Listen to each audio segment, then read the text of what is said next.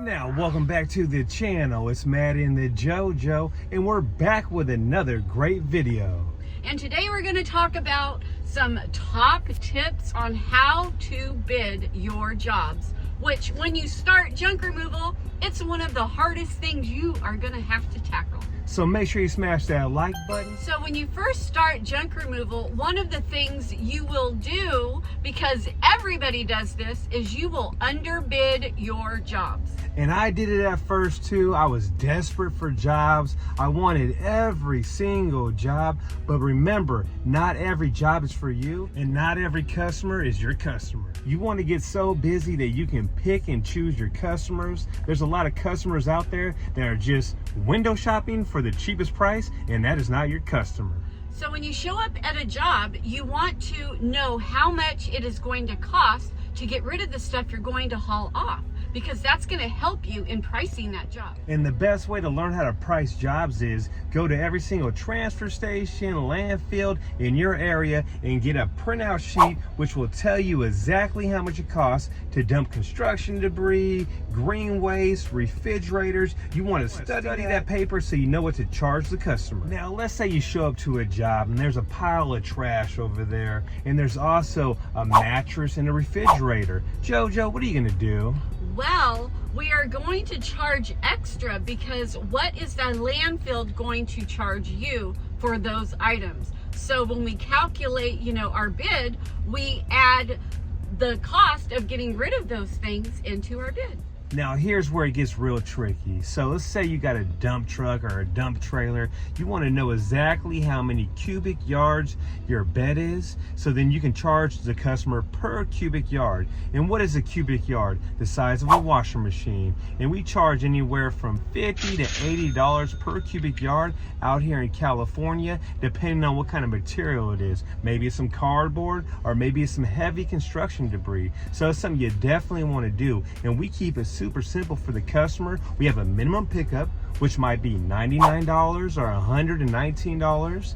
Then we have a quarter load price, a half load price, a 3/4 load price, and a full load price. But our full load price changes sometimes depending on what kind of material it is. Like if it's super light cardboard, we can't give them a super high price on a full load that we would normally charge for construction debris. So it's kind of tricky a little bit. And there are other scenarios that may increase your price, such as if you're having to walk a really far way, you can't just pull up to the pile. If the job is super far away, there are certain scenarios where you would just charge a little more money. Like if there's stairs there, if you got to climb in an attic, a basement, you got to pull stuff out of the cupboards, it's a hoarder situation, it's a nasty, filthy job, you want to charge more money. We also charge a little more money if you have to pull out a tool. If you have to pull out a tool to get a job done, then charge more money. Now, things you want to look out for. Let's say you get a phone call from a contractor, you show up to the job, you see a pile of construction debris.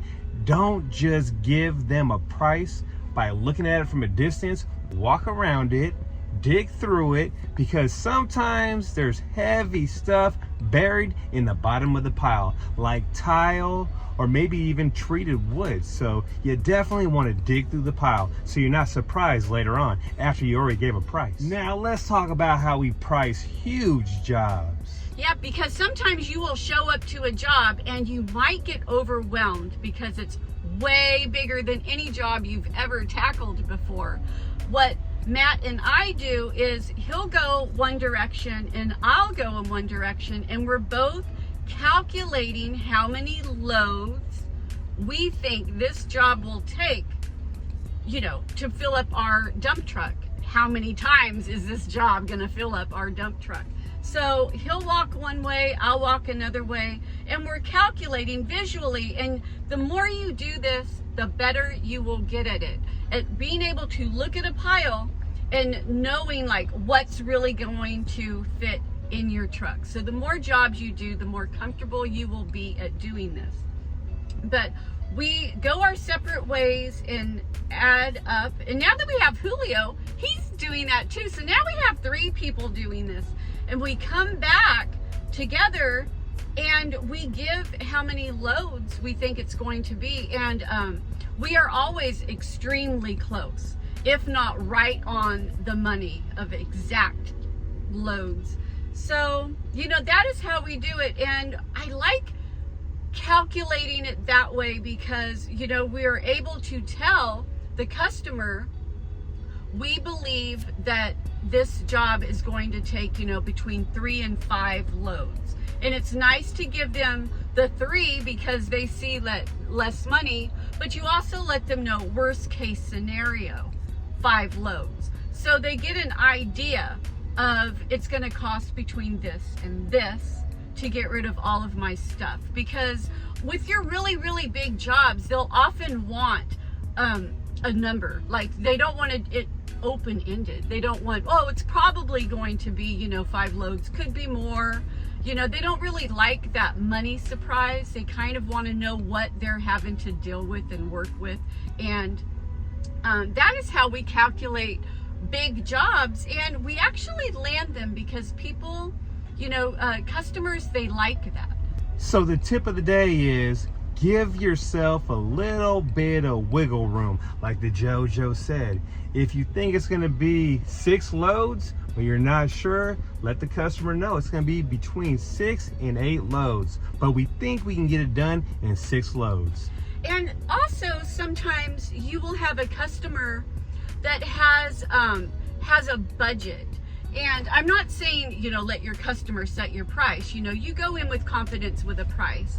But, you know, sometimes you may have a customer that says, oh, that's a little bit more than I can spend right now. And often we'll say, well, what is your budget? And if they have a reasonable budget, we'll let them know. You know, another question you can ask them is, what's your priority? What is your priority to get rid of? And, you know, there's probably some things that they just really want gone right away, and the other stuff can maybe wait a little bit. So, you know, oftentimes you can work with a customer that has a reasonable budget, and you can get rid of the things that are most important for them to get rid of. And that way, you know, you're walking away doing a job and still making money, and they're walking away having, you know, a little bit of relief because you did get rid of some things for them. And something else you should be doing too, every time you show up to a job, try to upsell at the job. A couple of days ago, we showed up, I gave a price on a job to a customer. I looked over to the right, there was a play structure that looked wore the hell out. I said, what are you gonna do with that? We can knock that down. And guess what? You're knocking it down. We're knocking it down next week. So yeah. So always at a job, look for opportunities, you know, to make the job bigger for yourself. Because if you look, you'll often see, you know, a wood pile or a play structure that needs to go, or an old hot tub. You know, just do a little bit of talking and make some more money. Now let's talk about bidding jobs through the phone. That's something you don't want to do unless you have to. Always try to show up in person and give a free estimate. You'll land way more jobs that way. Now let's say the customer wants a price over the phone. What I do is I never try to give them my full low price, because a lot of times that scares the customer away. I'll let them know my minimum pickup price and let them know it goes up from there. Then I let them know we can come out and give you a free estimate. I always try to show up in person because I lock more jobs in that way. You will. You'll lock more jobs in that way because it's personable, and they really, really like that, you know, connection that you can give them when you show up in person. Another tip is, if at all possible, show up with an empty truck. An empty truck, because if they like your price, you can get the job done right away. That enables them to not, you know, wait 3 or 4 days to change their mind or shop around. That allows you to get the job done right on the spot. And something else you definitely want to do is show up in uniform. Back in the day when I used to show up to jobs with just a white t-shirt and a hat, the customers used to try to lowball me. But since I show up in uniform, looking clean and professional with decals, with a super clean dump truck, by doing that, I'm able to charge more money. It's all about that first impression, so you want to talk to the customer, call them by their first name, shake their hand, BS a little bit before you ever give them a price. That's what we do, and we land a lot of jobs when we show up in person. I would say our percentage rate is probably 95%. We lock the job in. In person. In person. So hopefully you like this video. If you like this video, hit like, and if you want to learn more, subscribe. And just know that the more you bid jobs, the better you will get at bidding them. And we'll catch you on the next one.